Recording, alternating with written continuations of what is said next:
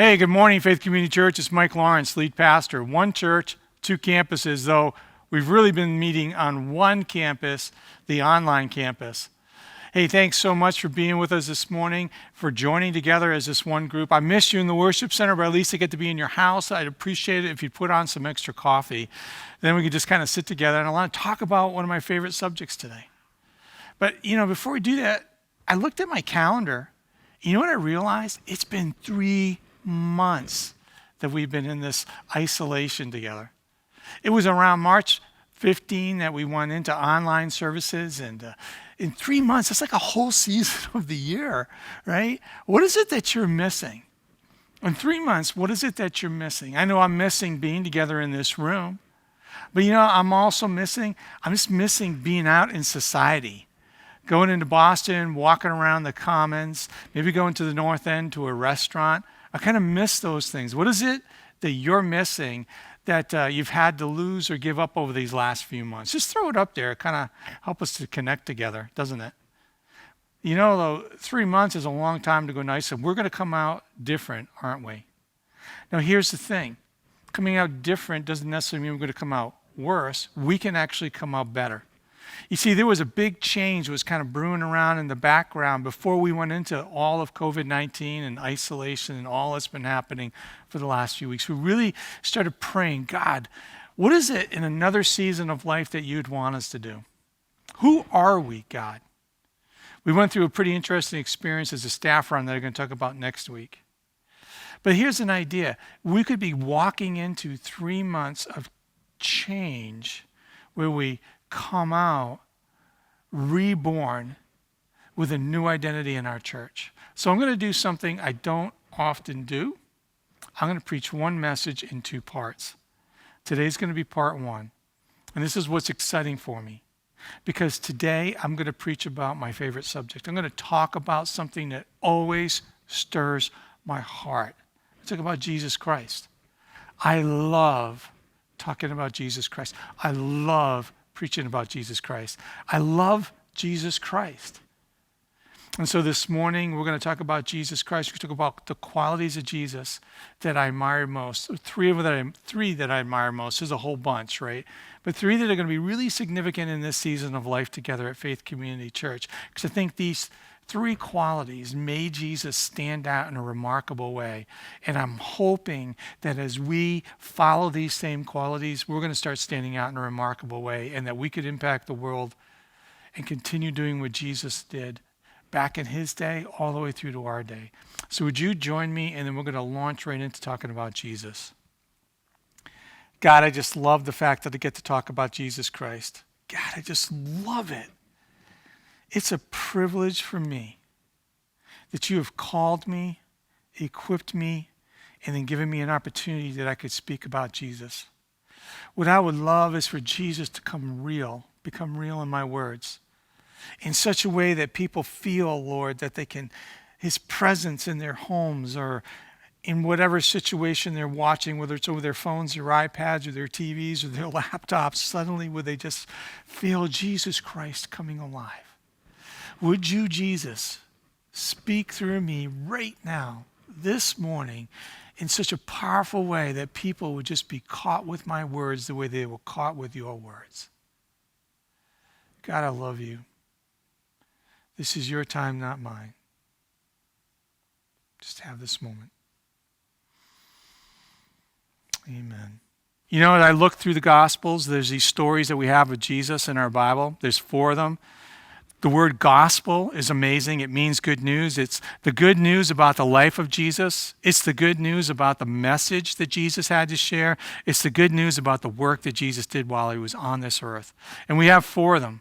2 of them written by people that Jesus personally trained, John and Matthew, and 2 of them written by people that interviewed those who were trained by Jesus, Mark and Luke. And they're rife with these stories that I've always studied because they became like examples for me of ministry and the way to treat and care for people and to take this call that God has. One of the hallmarks of the ministry of Jesus was this radical love that he had for people. It's a radical love that came from God that changed the way he saw people and treated them. It's like the story that in the Bible of this man who was a Roman centurion. He was a man with privilege and position and power.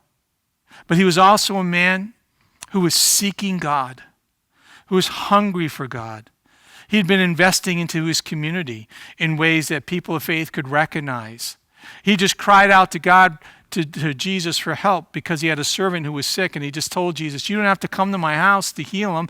I have authority and power. I understand how it works. If wherever you are, if you just call out for healing, I'm certain my servant would be healed. And Jesus looks at this man and he says, Mark says he's amazed. He says, faith like this I haven't found anywhere in Israel. Because Jesus looked past all those trappings into his heart and could see a man that could be a role model of faith. Because Jesus wants us to be role models of faith and can turn us into that. Or he goes to the other side of the spectrum, and John tells the story of a woman who is just trapped and has the deck stacked against her. Here's a woman, she's from a different nation, and there's racial tension between her nation and Jesus' nation, between Israel and Samaria.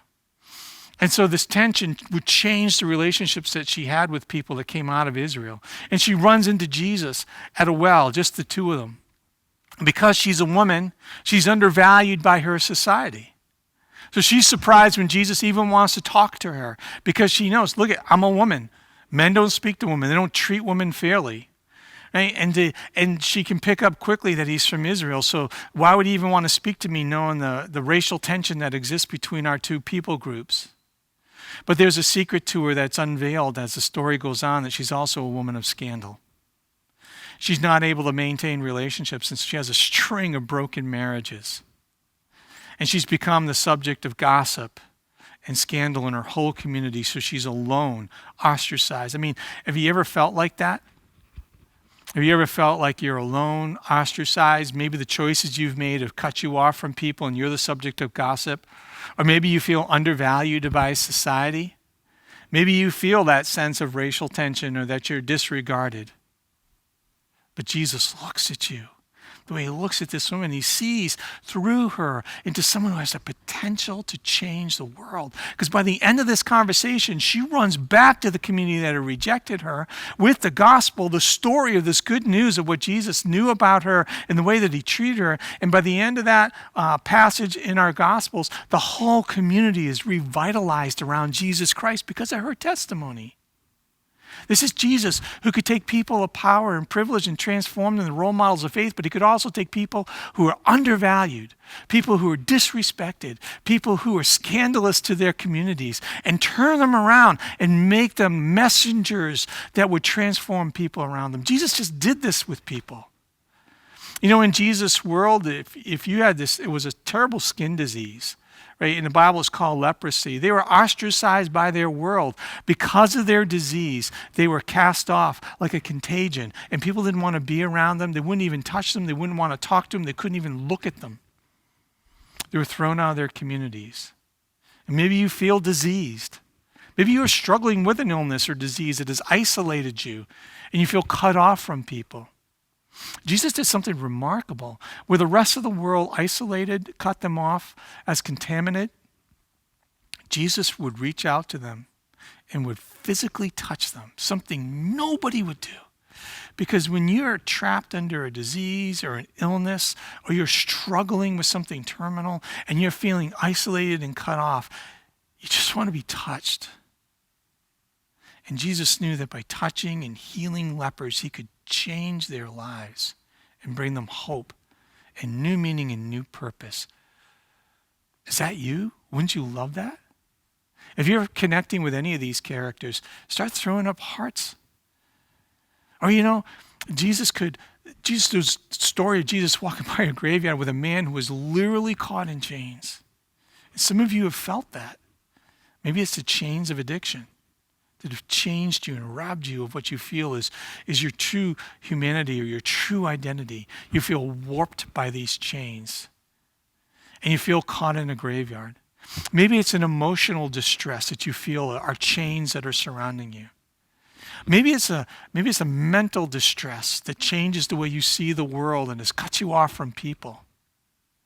Maybe it's a spiritual distress, a true affliction, whatever it is, you feel like you are caught in chains, dying, and surrounded, you feel alone by death. And Jesus walks right into the graveyard. He walks right up to this person. And by the end of the story, he's taken away the chains. He's given the man peace. He has settled his soul. He has healed his body. He has restored his identity. Jesus would do that for you, just like he did that for that man.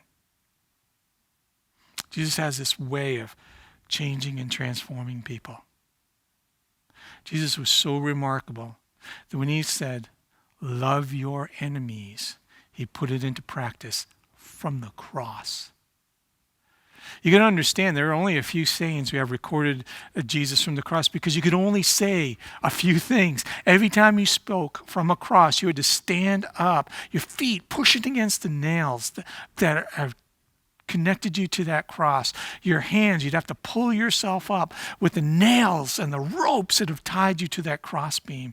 And you'd have to take a painful gasp of air to just say anything. And yet one of the things that Jesus said was, Father, forgive them because they don't know what they're doing. What radical love that Jesus could look past all the pain, all the betrayal, and forgive them from the cross. Jesus has the way with that type of radical love looking at you. I don't know what you're feeling about your relationship with God. I don't know if you've rejected God, if you walked away from God, shook your fist at God, if you were, just so angry at God that you were fighting against God as in your messages and tearing down Christians, and now you don't know what to do. And would you be accepted by God? Yes, because this is the Jesus Christ who could forgive from the cross. And this is the Jesus Christ that can empower you to forgive even your enemies. That radical love that flows from God through Jesus can flow through you in whatever pain you've discovered. Because this radical love of Jesus Christ, it looks past positions of power. It looks past your ethnic origin. It looks past your identity. It looks past your scandalous activities. It looks past your pain, whatever has rejected you or forced you to be rejected or put you in isolation or made you feel less than human.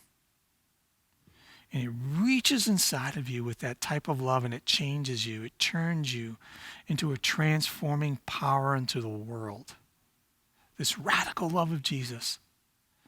And I could see that in the story of Christ, and wanted that to be part of the hallmark of our ministry at Faith Community Church.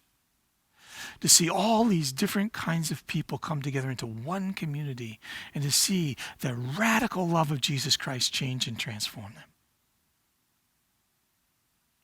That radical love of Jesus, it just drove him to give his life away generously.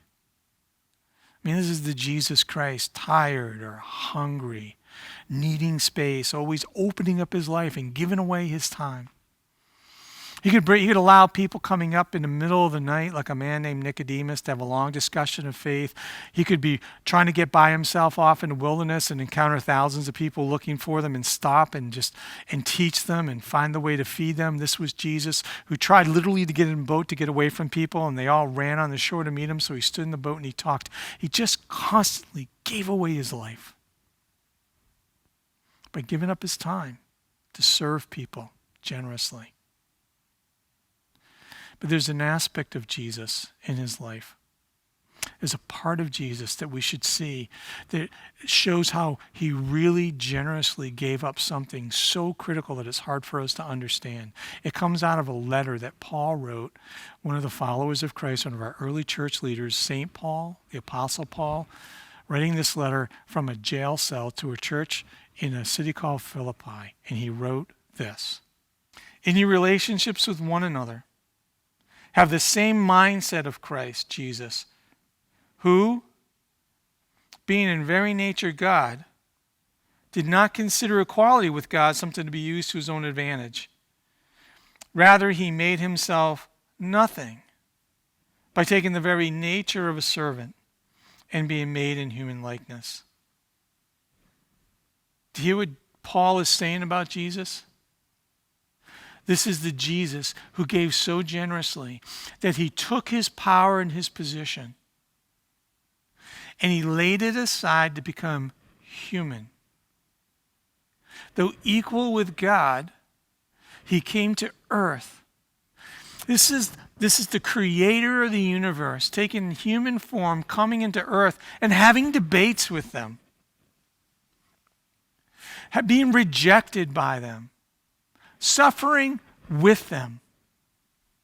He gave his position of power and privilege up to become human, that we could become like him and experience a relationship with God. This has been something I've really been reflecting on, as we've been kind of walking through in our time right now of such racial tension in our nation. As a white man and as a lead pastor of a prominent church, I wrestle with this, struggling with what are the positions of power and influence and privilege, God, that you want me to give up, that you want me to yield, that you want me to leverage to help other people gain a position where they might have influence and power and privilege. And so when I reflect about this, I just get this tiny, tiny little reflection of the life of Jesus Christ, and I think to myself, what did Jesus give up so generously that he might come to earth to bring us into relationship with God, to deal with the core issue of sin within humanity? Talk about humility. Talk about a generous gift of life and all that Jesus must have left behind that we might know God. And you know what? I really think because Jesus loved God and loved people radically, and because Jesus gave so generously of every part of his life, I honestly think this is why God did such extraordinary things through Jesus Christ. Because when you read the stories about Jesus Christ, it's amazing the extraordinary things that he does. I mean, as you unfold the Bible, you see Jesus Christ with commanding performance as people would just come screaming, falling on their knees at his feet, tormented by demonic powers. Jesus could cast them out.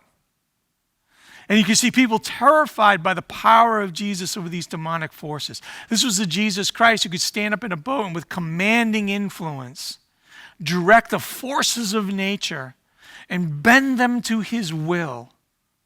This was the Jesus Christ who performed miracles that were extraordinary. Jesus just didn't feed hundreds of people. Jesus fed thousands of people. This was the Jesus Christ who could heal from a distance. This was the Jesus Christ.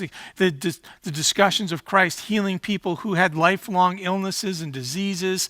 He could bring out the health and wholeness of the body in the individual. This is the Jesus Christ who could stand at the tomb of a dead friend and with his voice call out life and see the dead come back to life.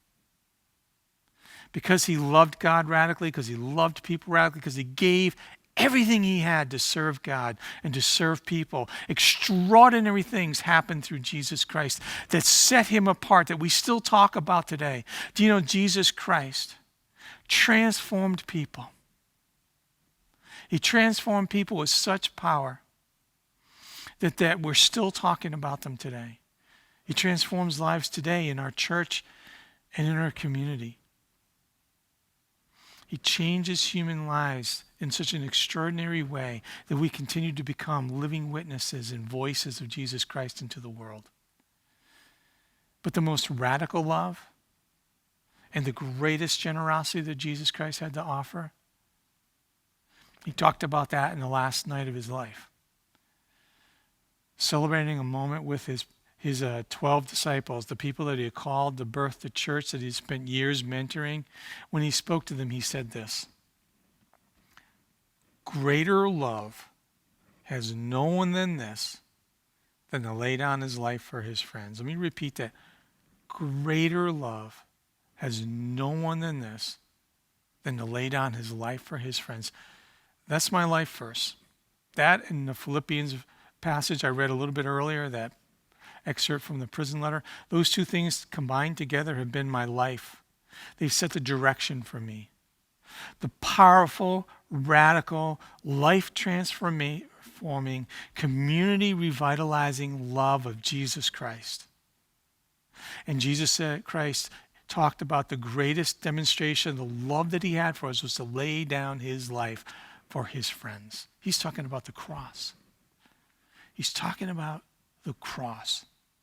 The cross is the most radical demonstration of love because Jesus Christ, as God, living a life without sin, completely obedient to God, perfectly loving, offers himself up for us.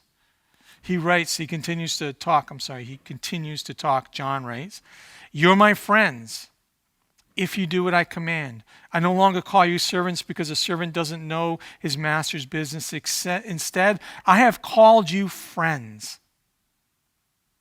For everything that I learned from my Father, I have made known to you." What a life of generosity.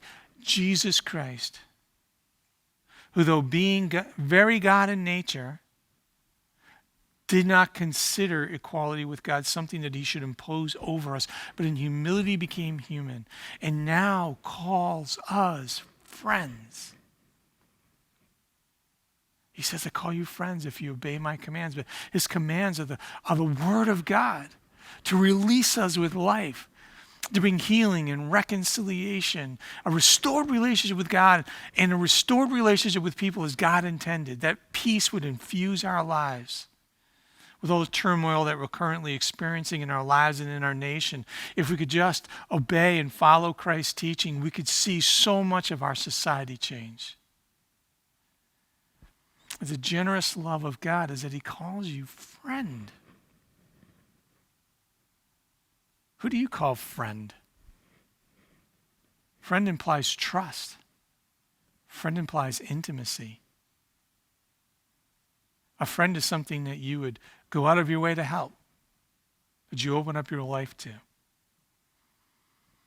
Jesus would call you friend if you choose to follow him, which is why we talk about it so often in our church. Wouldn't you want to be a friend of God, a friend to Jesus?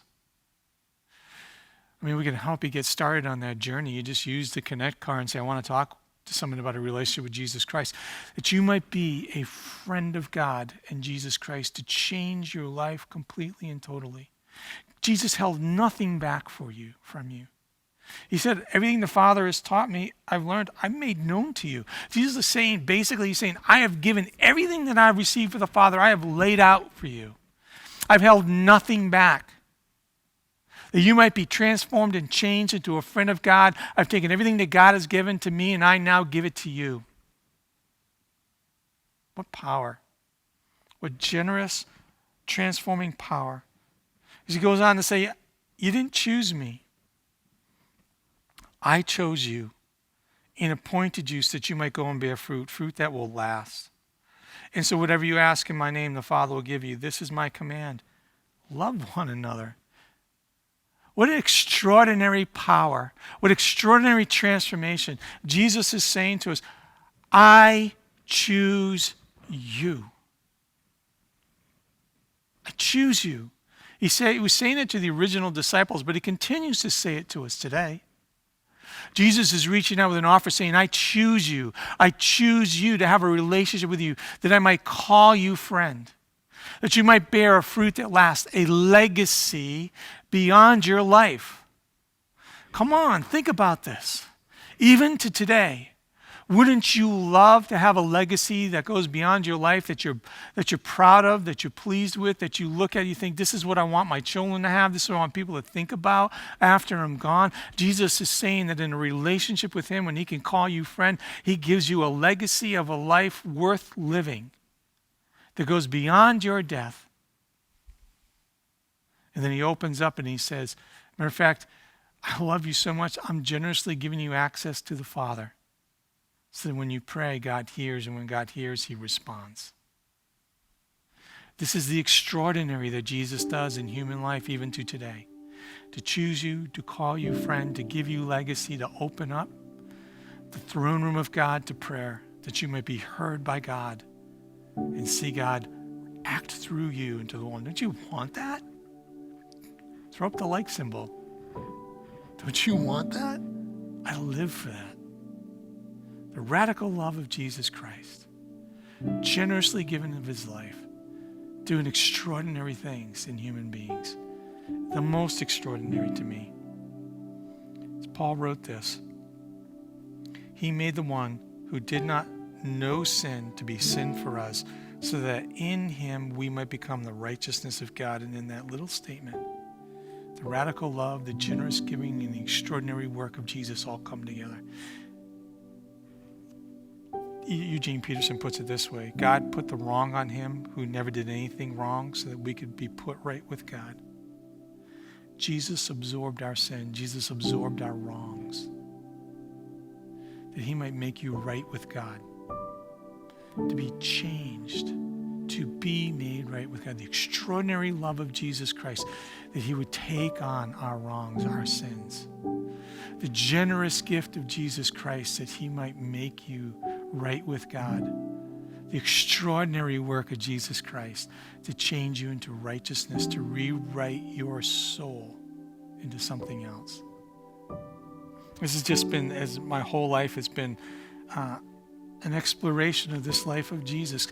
And the extraordinary happened through Jesus. He did go to the cross, but he came back to life. God resurrected him. He poured out the Spirit of God upon his church. The church was birthed, and for thousands of years has wrapped itself around the world. And here we are in Faith Community Church. We're part of that extraordinary work of Jesus Christ that's continuing today. And that's part 2 for next week. I want to talk next week about how during this time of isolation, God has been taking us and will rebirth us with a new identity as our church comes together based on this life of Jesus, this radical love, this generous giving, and this extraordinary powerful work of God in his life. How I believe that God is calling us into a new season of Faith Community Church, into a new future. And I want to talk about that next week. So won't you come back next week? For now, let me pray this, because I know that somebody listening to this message today said, man, I want to be a friend of God. I want to pray for you. God, I want to pray for those who felt that tug inside their soul that they might be considered a friend to Jesus Christ and a friend to God. Would you please, God, give them the courage and the strength to start this journey of relationship with Jesus Christ? And would you grow that journey, Lord, all the way into heaven to that day where they could see you face to face? Bring transformation, bring legacy, bring new hope and new power into their lives, I pray, in the name of Jesus Christ. Amen. If you prayed with me, wanting to be a friend to God, I need you to fill out that Connect card, because I want to talk to you about a relationship with God through Jesus Christ, so you could experience that power and that extraordinary work of God in your life today.